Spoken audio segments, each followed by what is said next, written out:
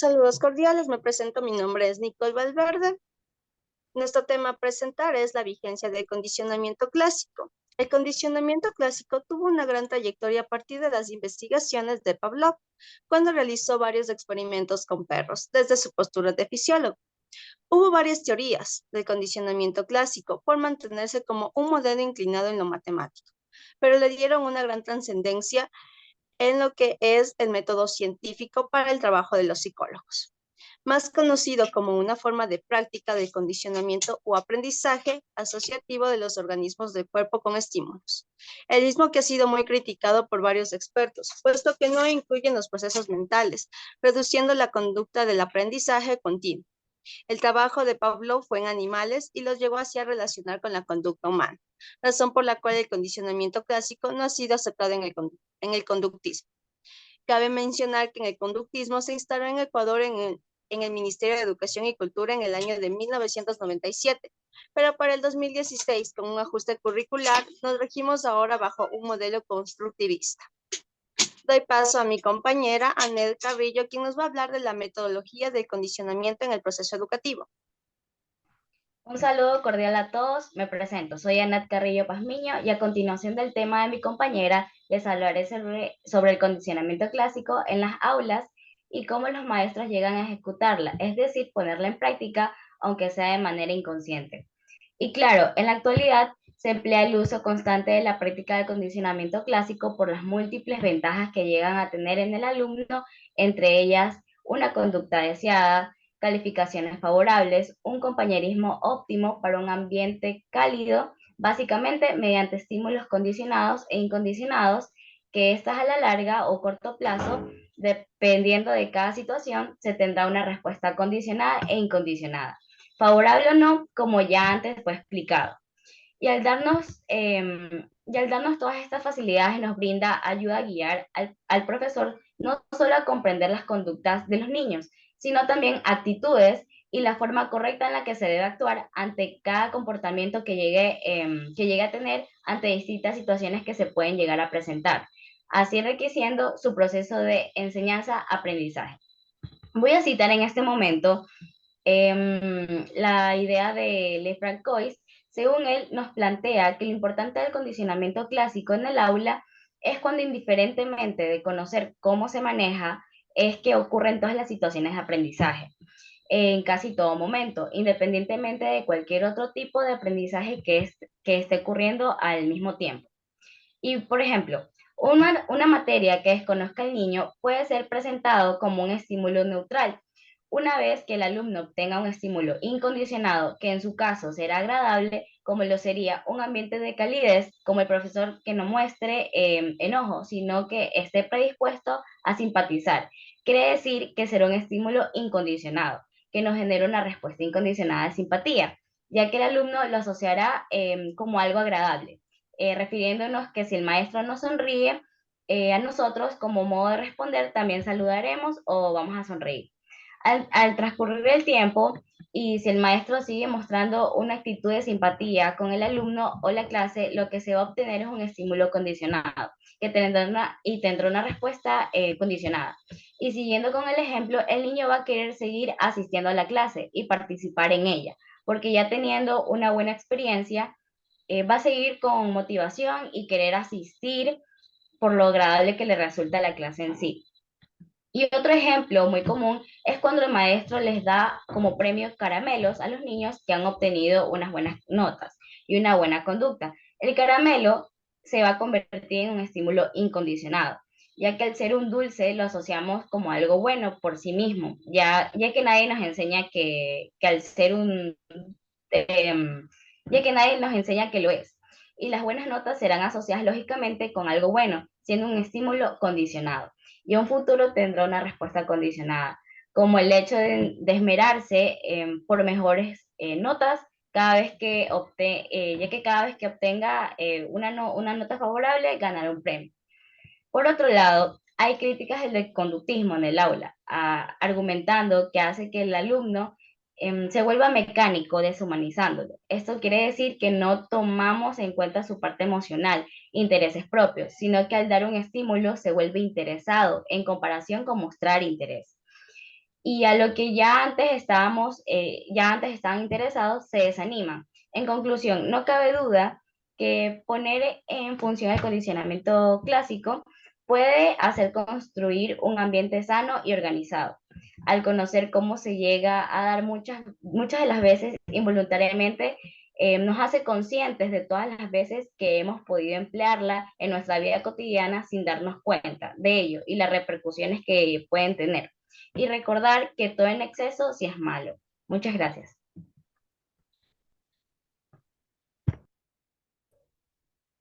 Muchas gracias, Daniel, por tu aporte. Continuamos con el aporte de mi compañera Nola Mejía, quien nos va a hablar sobre las falencias dentro del proceso de aprendizaje. Saludos a todos. Como le mencionó mi compañera Nicole en la introducción, el conductismo en el área educativa de nuestro país dejó de tener vigencia en el año 2016, debido a que el sistema curricular que nos regía desde 1997 carecía de un marco teórico, carecía también de procesos de capacitación y no especificaba a detalle qué eran las destrezas que se realizaban para que el estudiante tuviera un aprendizaje óptimo. Por este motivo se dio al cambio hacia un modelo constructivista que se centra en la actividad y participación activa del estudiante para favorecer el pensamiento racional y crítico dentro del proceso de aprendizaje. Sin embargo, el conductismo sigue presente en las aulas debido a las influencias de los docentes que fueron formados bajo esta metodología y que siguen manteniendo y repitiendo la enseñanza en los alumnos. Por lo tanto, podemos decir que la metodología constructivista quedó solo en la teoría, ya que la mayoría de los planteles educativos aún mantienen el método tradicional como es el conductista. Debemos recordar también que el modelo conductista plantea que los estudiantes adquieren el conocimiento por medio de la memorización, sin alterar ningún detalle ni contextualizar para nada el texto. Este modelo persiguió durante muchos años a las antiguas generaciones. Dentro de las falencias del condicionamiento clásico en las aulas podemos mencionar las siguientes. Como punto número 1 es que el docente es el sujeto activo dentro de la clase, es decir, que se aprende, él decide qué se aprende y cómo se aprende. Número 2 es que el estudiante es un ser pasivo y recurre al aprendizaje memorístico. La información estudiada será para recordar en ese momento, pero al cabo de unos días la olvidará por completo. Por ejemplo, si yo doy un examen el día de hoy, en unos días tal vez no recuerde la información porque nunca la comprendí ni realicé un criterio propio sobre lo que estudié. Número 3 es que el conocimiento es a corto plazo y siempre estar en constante reforzamiento para no ser olvidado. Número 4, el aprendizaje se logra solo cuando hay un cambio de conducta en el estudiante. Número 5, las estrategias que se ejecutan van siempre de la mano del cambio de conducta del estudiante y son aplicadas obviamente por el profesor a través de refuerzos positivos y negativos. Las primeras, por ejemplo, pueden ser felicitaciones públicas por medio de stickers, pulgar arriba, etc. Y las segundas, que son el refuerzo negativo, se dan por medio de llamados de atención verbales, impedir el ingreso a clases o castigos de carácter físico. El carácter físico no siempre se refiere a una agresión física, puede ser ejercicio físico que se le pone a hacer el estudiante en el patio, que es tomado como un medio de castigo. Es importante mencionar que en el Ecuador, desde el año 2003, en el Código de la Niñez y la Adolescencia, quedó totalmente prohibido todo tipo de carácter, de tipo de castigo físico de carácter corporal en los establecimientos educativos, algo que antes, en las décadas anteriores, se practicaba muy frecuentemente. Por ejemplo, el docente recurría a este tipo de castigo y agresión física para buscar cambiar la conducta negativa de los estudiantes. La conducta negativa podría ser no cumplir con las tareas, tener un mal comportamiento o tener dificultades para memorizar la información. De esta forma, por medio de que el estudiante tenía una asociación negativa sobre el castigo físico, se evitaba que tuviera ese tipo de comportamientos en las siguientes ocasiones. Por último, debemos recordar que el ser humano es más que la conducta que podemos observar y medir, ya que existen procesos e implicaciones psicológicas y cognitivas en el proceso de aprendizaje y que cada individuo adquiere y registra la información de diversas maneras. Muchas gracias, Nola. Continuamos con la aportación de Verónica López, quien nos va a hablar sobre los procesos de la terapia. Un cordial saludo para todos los presentes. Para mí es grato en primera instancia introducir el entendimiento de la terapia cognitiva conductual como un modelo de psicoterapia, con técnicas encargadas de evaluar objetivamente los procesos mentales mediante técnicas cognitivas y de comportamiento a los que naturalmente se expone cada individuo. Interviene en sistemas de aprendizaje prácticas habituales y recursos científicos. Si hablamos de historia, la psicología cognitiva tiene sus inicios con Aaron Beck, psiquiatra y profesor estadounidense, que manifestó mediante el modelo ABC que la mayor parte de efectos desfavorables de los pensamientos siempre recae sobre las emociones y la conducta del individuo, proponiendo que se dé una mayor importancia a la razón antes que al dominio emocional. A su vez surge la subjetividad como un factor presente, condicionando nuestros pensamientos, emociones y comportamientos, siendo producto de vivencias, procesos experimentales y aprendizajes que desarrollan mecanismos más flexibles y funcionales a la necesidad de cada persona. Entre las ventajas de la terapia cognitivo-conductual tenemos las siguientes. 1. La caracterización única, en la que intervienen los detalles y características propias. Su estructura sistematizada brinda un análisis a la funcionalidad de los comportamientos. El terapeuta corrobora el origen y las condiciones de las conductas no adaptativas y los pensamientos irracionales a partir de soluciones efectivas. 2.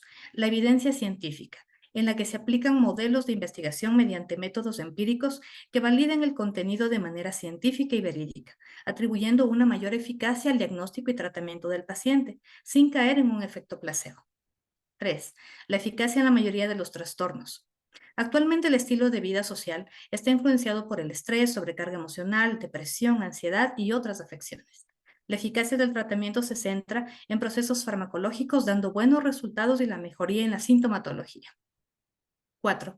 Primera elección para la mayoría de los trastornos, ya que atiende un gran número de trastornos mentales que no sean psicóticos a corto o largo plazo, con técnicas de relajación, desensibilización, inoculación de estrés, ya sean estas depresión, ansiedad, fobia social, trastornos generalizados, problemas conductuales, entre otros. 5. Es una terapia activa y directiva que tiene mucha aceptación entre pacientes gracias a la implementación de objetivos prácticos. Se incentiva la enseñanza de ejercicios y estimulación de habilidades para llegar a la meta deseada. Es de fácil acceso y más económica. 6. Mayor beneficio en los pacientes que poseen cualidades racionales con menos capacidad de simbolismo, imaginación o introyección, que busca una terapia guiada con un programa estructurado para ver mejores resultados. 7. Facilidad de recibir información cognitivo-conductual, ya que promueve el fácil acceso en mecanismos de aprendizaje y enseñanza, mediante la participación del conocimiento y su aplicación en la conducta humana. Entre las desventajas principales tenemos 1. Deja de lado otros aspectos del ser humano siendo más existencial y vivencial, valorando el estado subjetivo a través de la cognición, aislando el inconsciente humano. 2. Más atención en el pensamiento consciente. Se observa el síntoma a la distancia y con cierta perspectiva, sin conectar directamente con el subconsciente o con la intuición. 3. Estilo directivo del terapeuta, que maneja técnicas proyectivas, vivenciales, exploratorias, experimentales y psicodinámicas. 4. Pone límites a cada trastorno. Determina un específico modo de atención a cada síntoma o trastorno manteniendo la misma línea, valorando la condición del paciente y las secuelas provocadas. 5. Actúa autonomía, ya que actúa independientemente con herramientas realmente útiles y resultantes, pasando por alto la oportunidad para conocer otras terapias. Y 6. Ofrece práctica y accesibilidad, pero al no usar el lenguaje simbólico, ocasiona que los pacientes se sientan en la necesidad de buscar terapias alternativas. Esta fue mi intervención. Muchas gracias. Muchas gracias, Verónica. Para culminar, al reunir cada una de las intervenciones de mis compañeras, podemos resumir 5 puntos que son de gran importancia. Primero, el conductismo es la filosofía de la ciencia de la conducta humana. Segundo, el condicionamiento clásico es una herramienta que hemos utilizado a lo largo de nuestras vidas en diferentes ámbitos, sea de manera consciente o inconsciente. Tercero, las asociaciones positivas y negativas son la base del condicionamiento clásico, ya que nos proporcionan un cúmulo de experiencias. 4. En los procesos educativos, el condicionamiento clásico es muy utilizado. Independientemente si es dentro del marco teórico curricular, se indica para aplicar otra metodología. 5. Las terapias conductistas buscan mejorar y ayudar los procesos complejos que atraviesan los pacientes. Se centran en los síntomas y en la búsqueda de resultados, y así se evita profundizar en aspectos subjetivos o inconscientes de las personas. Agradecemos a todos los presentes por su amable atención.